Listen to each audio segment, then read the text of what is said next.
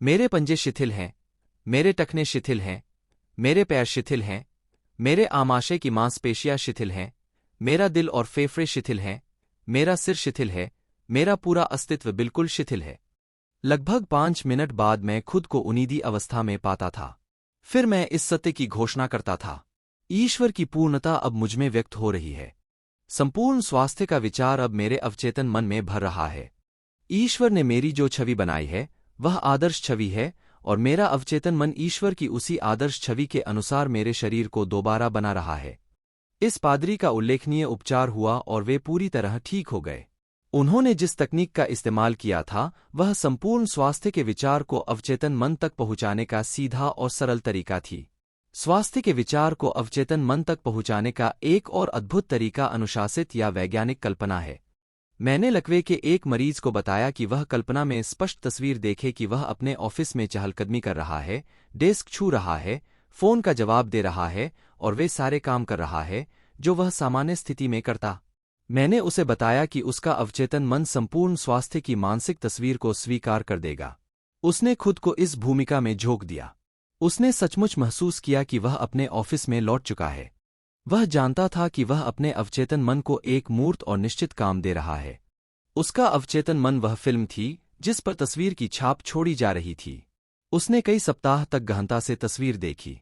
फिर एक दिन टेलीफोन की घंटी उस वक्त बजी जब बाकी सब लोग बाहर थे।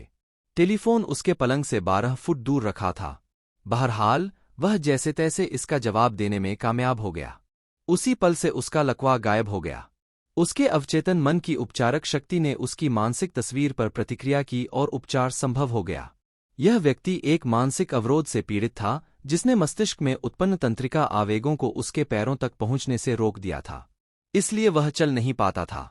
जब उसने अपना ध्यान अपने भीतर की उपचारक शक्ति पर केंद्रित किया तो उसके एकाग्र ध्यान से शक्ति प्रवाहित होने लगी और वह दोबारा चलने लगा। जो भी आप प्रार्थना में मांगेंगे, विश्वास रखने पर वह आपको मिल जाएगा। याद रखने लायक विचार। एक, आपका अवचेतन मन आपके शरीर की सभी महत्वपूर्ण प्रक्रियाओं को नियंत्रित करता है और सभी समस्याओं के जवाब जानता है।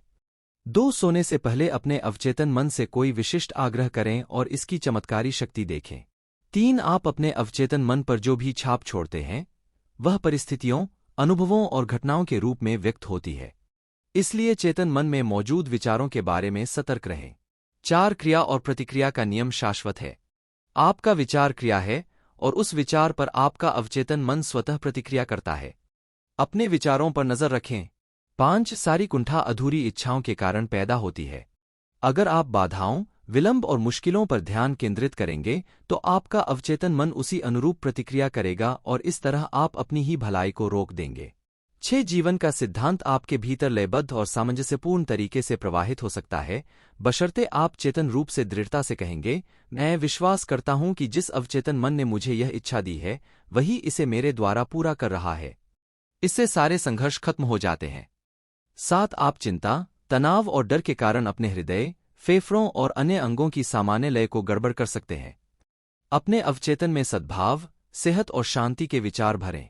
इससे आपके शरीर की समूची कार्यप्रणाली दोबारा सामान्य हो जाएगी। 8, अपने चेतन मन से सर्वश्रेष्ठ की उम्मीद करते रहें। आपका अवचेतन मन निष्ठा से आपके आदतन विचारों को साकार कर देगा। 9, अपनी समस्या के सुखद अंत या समाधान की कल्पना करें। उपलब्धि के रोमांच को महसूस करें। आप जो भी कल्पना करेंगे या महसूस करेंगे उसे आपका अवचेतन मन स्वीकार करके परिणाम में बदल देगा।